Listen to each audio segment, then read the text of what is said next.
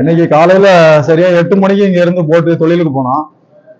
போய் வலை போடும் போது ஒரு 10 மணி போல வலை போட்டு இருந்தா பூம்புவாரை சேர்ந்த போட்டுக்காரங்க வந்து எங்க வலைய அவங்க அத்துமீறி வலையை அறுத்தாங்க. சுருக்கோலை போட்டு அவங்க சுருக்கோலை எடுத்துட்டு வந்து 3 போட்டு சேர்ந்து எங்க வலையை அத்துமீறி அறுத்தாங்க. வலையை ஏன் அறுக்குறீங்கன்னு கேட்டதுக்கு கொடூர ஆயுதம், கத்தி, கம்பு, கல்லு, கருங்கல்லு இதெல்லாம் கொண்டு கொடூர ஆயுதம் கொண்டு எங்களை சராமாரியா தாக்குனாங்க. அதுல கடுமையான ரத்த காயம் ஆயிடுச்சு. உயிருக்கு போராடிட்டு இருந்த எங்களை திரும்ப கொண்டு வந்து எங்களை திரும்ப தாக்குனாங்க. நாங்க தாக்குனதை பார்த்து பக்கத்துல இருந்த வெள்ளக்கோயில் படகுக்காரங்க எங்களை வந்து சரியான நேரத்துல காப்பாத்தலன்னா எங்களுடைய உயிருக்கு உத்தரவாதமே இருந்திருக்காரு.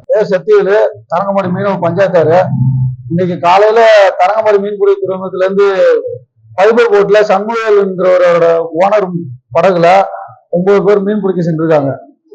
ஒரு சுமார் வானகிரி கிராமத்தில் நேரா மீன் பிடிச்சிட்டு இருக்கும்போது மீன் பிடிச்சி வலையில மீன் பத்தி வச்சு இருக்கும்போது பூம்புகாரை சேர்ந்த ரகுபதிங்கிற போட்டுக்காரவங்க 3 சுருக்கோலை போட்டு 27 மீனவர்கள் சேர்ந்து அந்த 9 பேரையும் தாக்கி ஒரு உயிருக்கு வந்து அதிக சேதத்தை ஏற்படுத்திருக்காங்க. தண்ணியில விழுந்தவரையும் ஒரு காவந்து பண்ற எண்ணங்கள் இல்லாம கொடூரமா மேலும் தாக்கிருக்காங்க.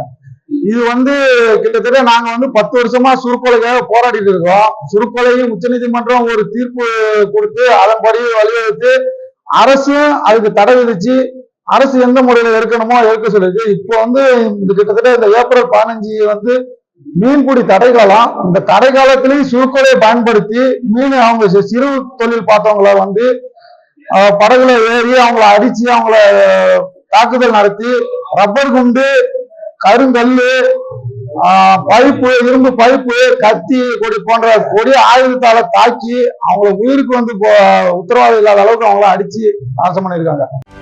செய்திகளை உடனுக்குடனும் துல்லியமாகவும் தெரிந்து கொள்ள சப்ஸ்கிரைப் பண்ணுங்க.